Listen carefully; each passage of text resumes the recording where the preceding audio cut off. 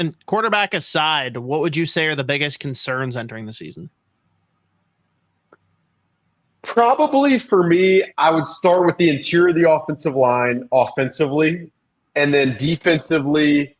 Um, I mean, they've shored up the cornerback spot in a way by signing Stephon Gilmore and Shaq Griffin at cornerback, but I'd say cornerback or interior of the defensive line and just the overall depth. So interior of the offensive line really, because I mean, again, I kind of just said it, but I think for Sam Darnold to be good this year, they're going to need to run the football well.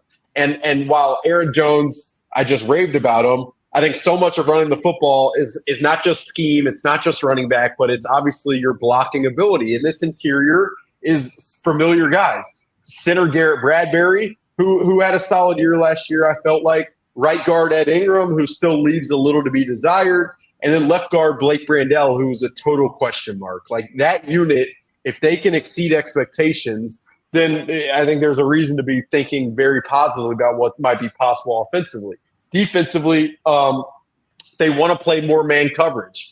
And playing more man coverage is kind of like playing man-to-man in basketball. You need good defenders to be able to do that. You need defenders on the outside to be able to cover, to be able to drape the receivers as they're running their routes. That requires cornerbacks. And like I said, they fortified it a little bit, but I'm a little also tentative in general about like the depth at every spot.